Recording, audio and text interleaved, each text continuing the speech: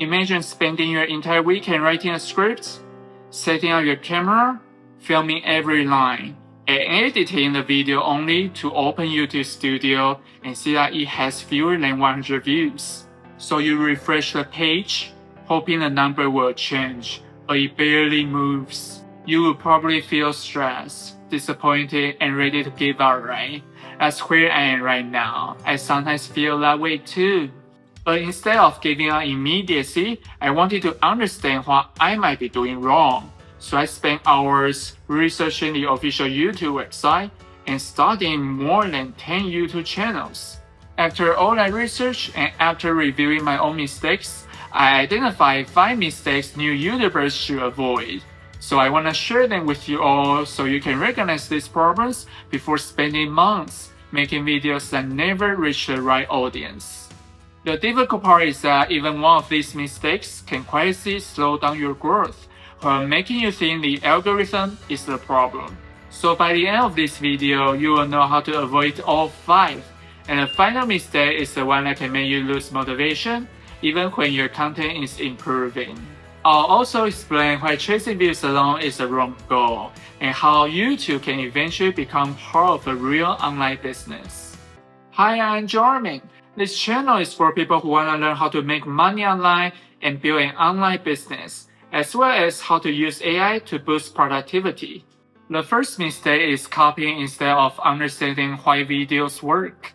When a video gets millions of views, copying its topic can feel like the safest shortcut.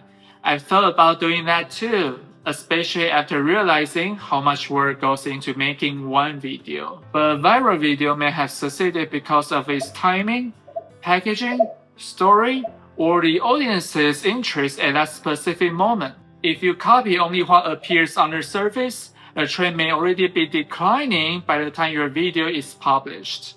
For instance, if you wanted to talk about Elon Musk's personal life and why he has more than 10 kids, you would probably start going through related videos about him on YouTube and take other people's perspectives or opinions as your own. That may seem like an easy way to get more views and earn a lot of ad revenue in the short term, but it's not good for your channel in the long term. News about Elon Musk will not stay at the top of the headlines 365 days a year. More importantly, repeating someone else's scripts, footage, or commentary without adding meaningful original value can create copyrights or reuse content problems. Even when you are discussing the same public topic, you still need your own research, structure, examples, and perspective, as I showed in my previous video here. Additionally, even if one of your videos about Elon Musk goes viral and earns enough ad revenue for you to travel abroad, your channel may still lack a clear audience profile. Today, you talk about Elon Musk's personal life. Tomorrow, you review a new Apple product. Next week, you cover another unrelated trend. The people who click on one topic may have no interest in the next one.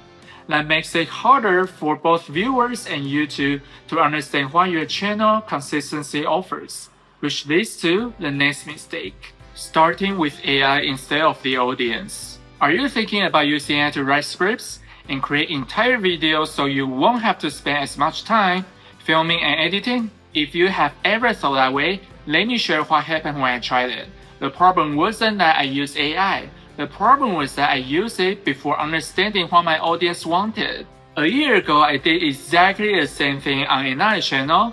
I completed my videos from script writing all the way to publishing using AI. I was like, does it really matter if I spend so much time editing a video? I'll do whatever it takes to monetize my channel even if the videos are completely AI generated. Unfortunately, the views on my new videos started dropping, and I didn't know why.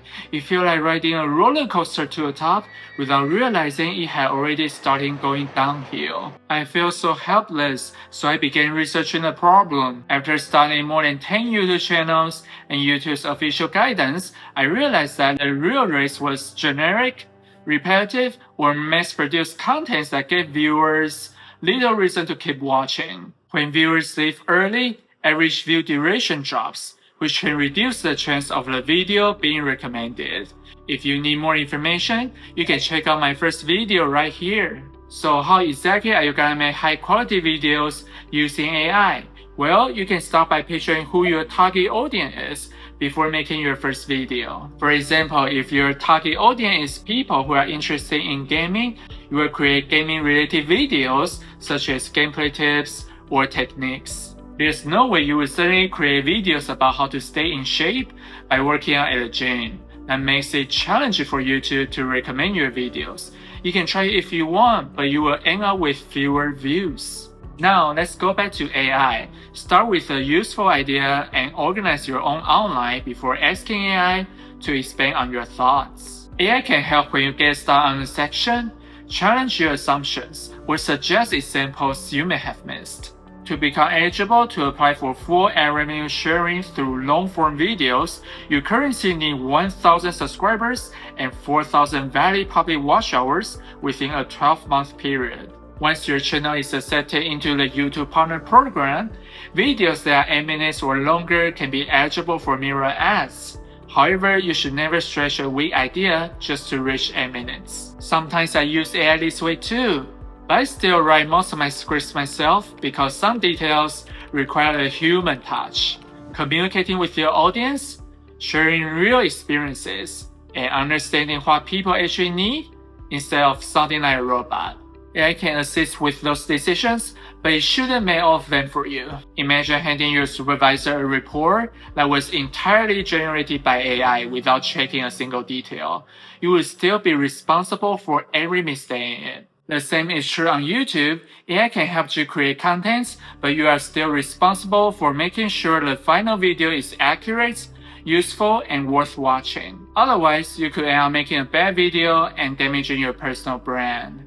The third mistake is spending weeks making videos nobody wants. Choosing an audience is only the beginning. You also need to understand what that audience is actively trying to solve. Otherwise, you can make a beautifully edited video that nobody was looking for. After putting so much time and effort into your channel, the last thing you want is to discover that the problem wasn't your camera or editing. It was the idea itself. Take me as an example. I simply set up my phone and talk to the camera. I don't have a fancy background like many other YouTubers who are about to say myself a little cheesy, but I try to treat the camera lens like a friend, someone with a real problem who needs a clear answer. That changes the way I speak because I'm no longer presenting to the internet. I'm helping one specific viewer. Some YouTubers who make videos about food, travel, or daily life spend a lot of money filming and preparing each video. High production quality can help, but it cannot replace a clear reason to watch. Unless personality itself is the main attraction, viewers usually need a useful takeaway, a compelling story, or a specific problem being solved. You need to offer your own insights or teach people something useful. Once people consistently recognize the value you provide, they will gradually begin to trust you. That said, don't expect every early video to get many views. YouTube still has limited information about who is most likely to enjoy your content, and you are still learning which ideas connect with viewers. Publishing consistency gives both you and the platform more useful signals, but quantity alone is not enough. Each upload should teach you something about the topic, thumbnail, title, hook, or audience response. For example, this is my 4th video, and every video I've uploaded has fewer than 100 views. I'm not telling you this as someone who has already figured something out. I'm sharing what I'm learning while I build a channel in public. I believe that if I keep creating valuable contents, studying the results, and improving one thing at a time, my views and subscribers will gradually grow. But sometimes I still wonder, what if I don't reach that goal after a few months? That thought stresses me out. So here's my advice. Do your research first and clarify your channel's positioning before spending weeks on a video. Study the comments, recurring questions, titles, and successful formats in your niche. I know some people see competition and immediately feel discouraged, but competition often means demand already exists. Instead of copying competitors, study what their results can teach you, and apply those lessons through your own experience and point of view. Don't obsess over early view counts, but don't ignore them either. Use them as feedback rather than as a judgment of your potential. Otherwise, you may fall into the 4th mistake: chasing views instead of building a business. Have you ever spent so much time creating a video only to end up with 100 views? You feel discouraged and thoughts of giving up start creeping into your mind. But if you quit now, wouldn't all the effort you've put into it go to waste? Do you actually want it to happen? It's like spending every day training to win an Olympic gold medal.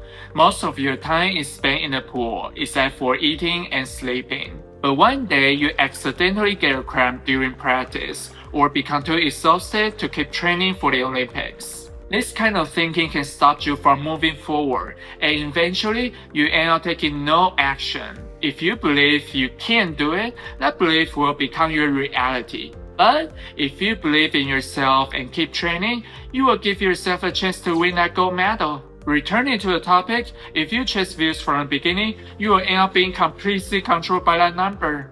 Today your views are high, so you go out and celebrate with your friends. But what if your views are lower tomorrow? Will you still go out and celebrate? Well, maybe, as long as you don't treat views as your main goal, and instead focus on creating valuable contents, you will continue improving the quality of your videos, and eventually, your audience will recognize your work.